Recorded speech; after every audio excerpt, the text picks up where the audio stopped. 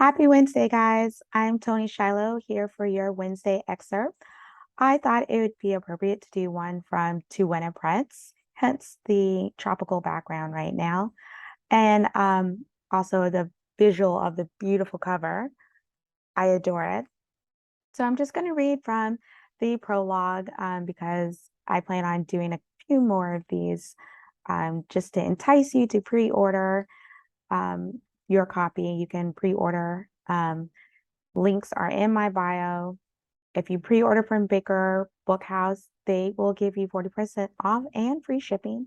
And I hear sometimes you even get your book a little before the release date, which is September 13th. So don't forget. Okay, now for your reading.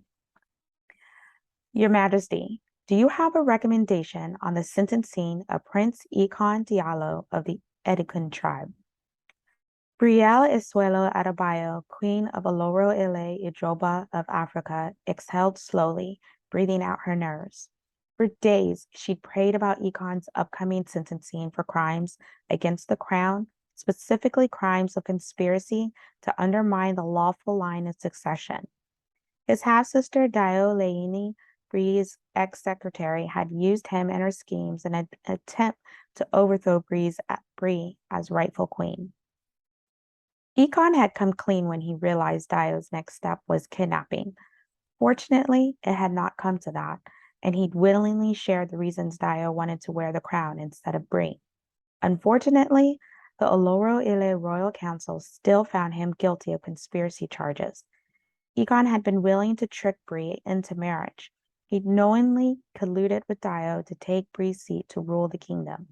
His actions deserved punishment, but did they deserve imprisonment or even death? Oloro allowed for the death penalty in crimes against the crown if the offenses were severe. Brie had quickly ruled out death, however. She'd been in no physical danger, and Dio had been arrested, circumventing the coup. Yet their conspiracy couldn't be denied and had been confirmed by Ikon himself. Brie had pored over the laws and judgments available in this situation, but not one book gave a suggestion on the weight of mercy. As a Christian, didn't she owe Ikon a second chance? Or was this merely a law and order situation? The constant questioning piling up in her brain had her eating antacids in preparation for the day. Your Majesty?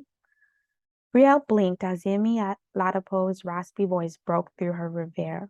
The previous council had Jomi Olodeli had already been punished for his role in the coup attempt.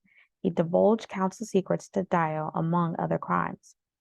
Brie resisted the urge to fidget and instead maintained her regal demeanor. Now was the time to decide if she'd speak on Ikon's behalf.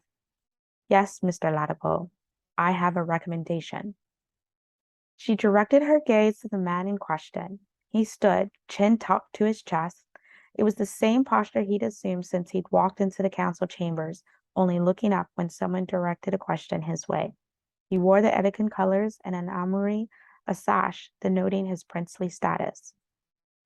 Prince Ikon Diallo, Omoba of the Edikan Tribu, she began. His head lifted, and eyes full of contrition met hers. Her heart pained. God would grant mercy, Brielle. I'm going to leave it there so you can wonder if Brielle does in fact grant mercy or if she sentenced Ikon to imprisonment. So if you want to find out what's going to happen, make sure you pre-order your copy today. Thank you so much for joining me for Wednesday Excerpts.